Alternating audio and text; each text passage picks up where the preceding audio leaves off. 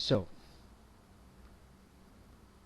now here we have the whole body, and I'm using the overlay just to help me coloring or lay down the base color. The overlay effect is kind of like you paint over something really softly, like have an effect of a wash oil color or a wash watercolor. So you pick color from the color palette, whatever you pick the skin tone gonna be, and you lay it down. And then I'm using another layers, multiply, to kind of like doing her hair color. Multiply is kind of like overlay, but it's make it dark so that um, and then I go back to the overlay color using the same color to kind of accentuate the value, I mean the hue of the multiply, because sometimes multiply seems to mud or darken the true hue that you pick. So now I'm just kind of laying down the base color. Don't worry about painting over the line and stuff. You come back and you finish it up and fix it. You're just kind of trying to get the ideas at the moment of what you want it to be. So now you merge everything down, I usually do, and then I make another layers, also multiply. And now I'm trying to establish some sort of a lighting.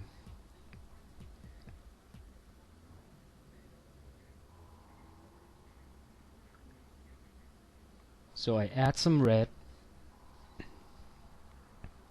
on the multiply layer.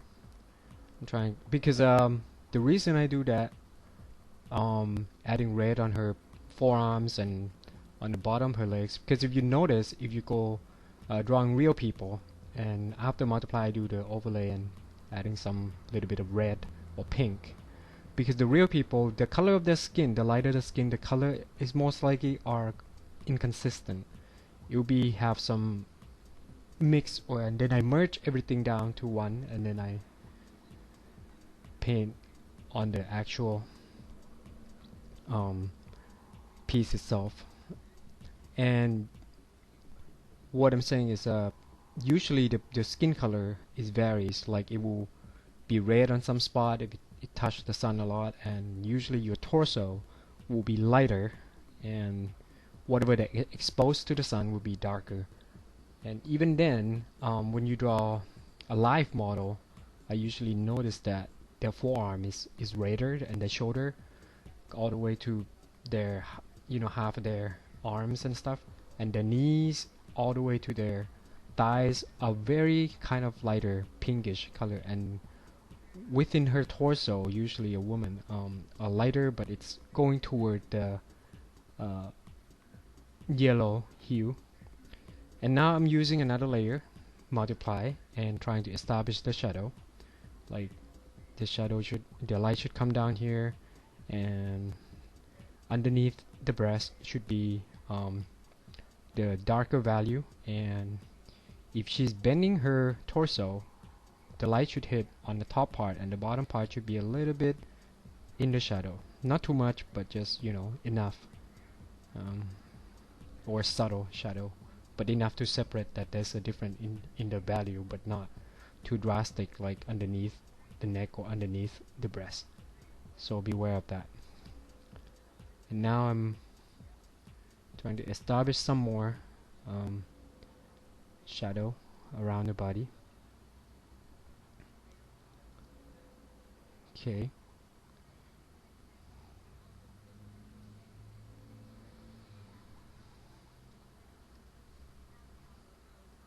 And going and trying to render, trying to find out which area is dark and which is in between the midtone. So like right down there, where the light would hit the most, and where it would be extreme. Like if she bent her knee, it would be really dark underneath it. So, and I merge everything. So now I'm adding a little more atmosphere lighting. Just kind of trying to blend everything in there, and trying to find out where the light would be, and where I'm thinking I'm gonna have the focal point right around here, since I'm gonna focus on the torso. And I use the multiply layer, add some dark value in there, and from here I use a soft brush and hard brush multiple, erase the multiply layer or the dark shadow to create this light effect, sort of.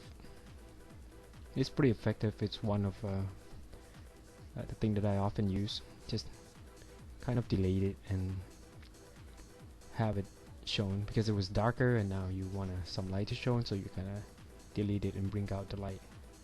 So, and now I'm kind of adding a little more hue and trying to make it lighter.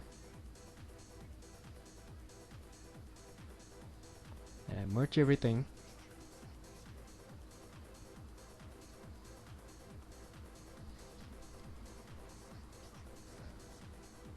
And now look down here, you see like the difference between whatever we did 10 minutes ago and what we have now.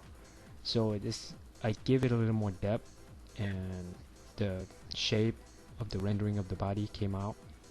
So, and now you just kind of like go in and refining a little more and adding some more color. Now I'm using this color and the sort of pinkish skin color, and adding the same color that to make it dark, and trying to render out the shape.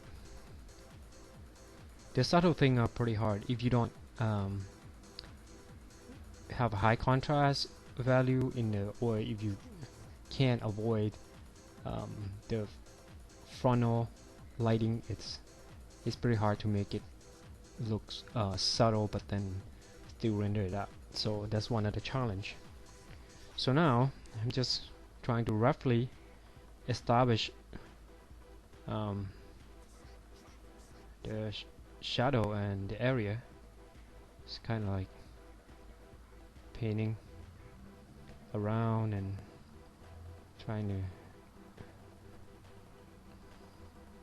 establish the shadow and bring out a shape. And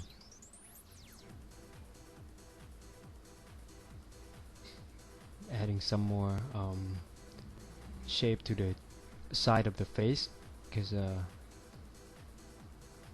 partially it wouldn't hit the light that much. And I zoom in, and okay, now since we lay out the base color, we're gonna go in. Roughly you can see all these stuff that it's kind of what we call it in oil painting is underpainting. So now we're gonna go in and refine a certain spot. Now you have like a really big shape of things everywhere, big shape of value. Like you can separate into like this is 1 value, 2 value, and 3 value. So now we can go in and sort of clean it up and adding some stuff. So usually women breast or on the chest is somewhat not round.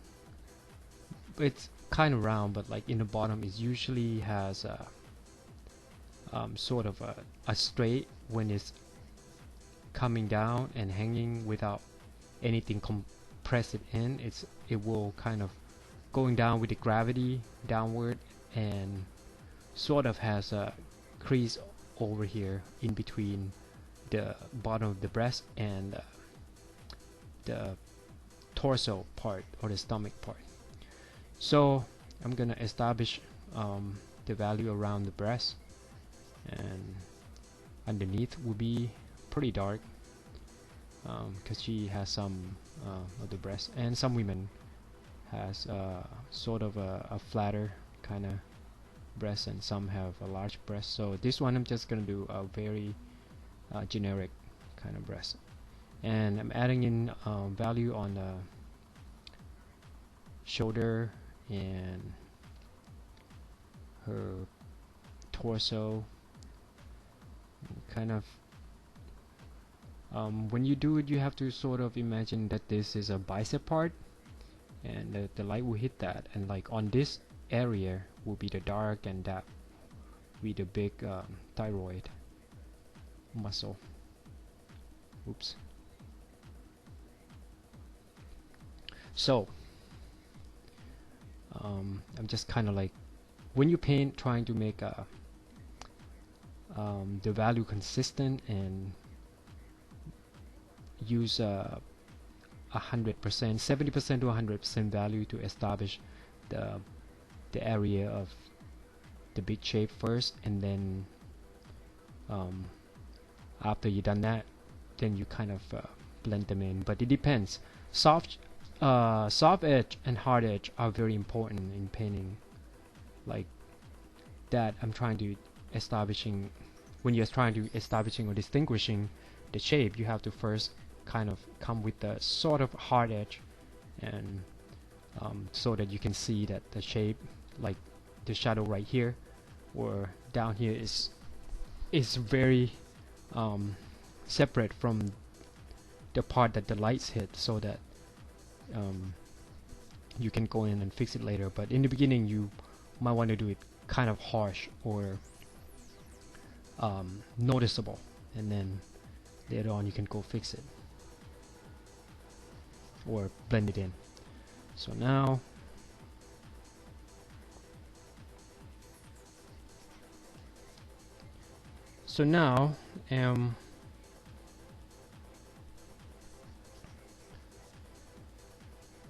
still cleaning up, and that area would be that I'm painting right now would be what I call a sort of a hard edge, but not really a hard edge. It's kind of in between hard and soft edge.